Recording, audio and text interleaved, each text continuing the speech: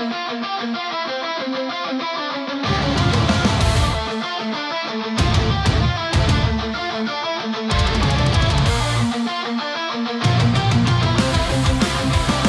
starém domě tě pavučiny dýchají, klaun se směje, kroky tiše zní. Podlahy vržou, stěny temné mlčí, v rohu krvavá stopa, kam se jen oči stočí.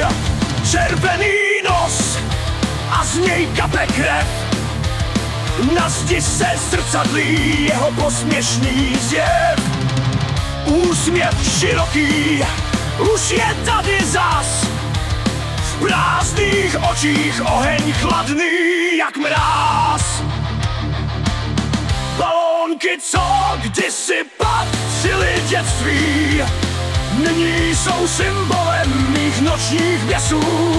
Každé jeho gesto, každé malé kývnutí, jako hřebík do duše mě sráží na dno marnosti. Ve vzduchu cítím chnilobu a strach, krvavé šmouhy na podleze, kam stoupne jeho prach. Smích se táhne jako kouř z pekla, jeho ruce křivky, tvář z nich šílenství a krev pod dlaní stéká.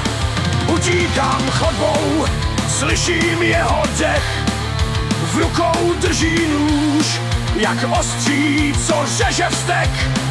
Zdi jsou mokré jako by dům krvácel, pod jeho maskou démon, co na mě dorážel. Balónky, co kdysi patřily dětství, nyní jsou symbolem mých nočních běsů. Každé jeho gesto, každé malé kývnutí, jako hřebík do duše mě sráží na dno marnosti. Krev je všude, na stěnách i v mých stopách. Cítím, jak klaun se blíží, křičí ve svých botách.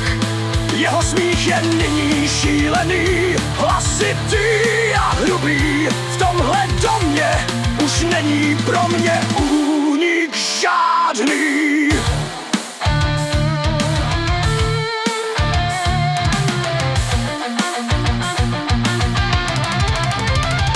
Starý dům, krvavá tma, klaun mě hledá, šílí ve mně zima.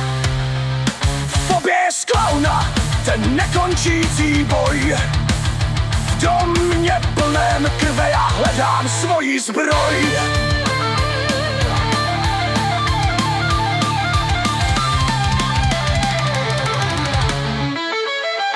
V rohu stín, smích jak trhaný dek, srdce se svírá, cítím mrtvý vztek. Klaun se blíží, maska prázdných očí, za ní je temno, v něm mé sny se točí.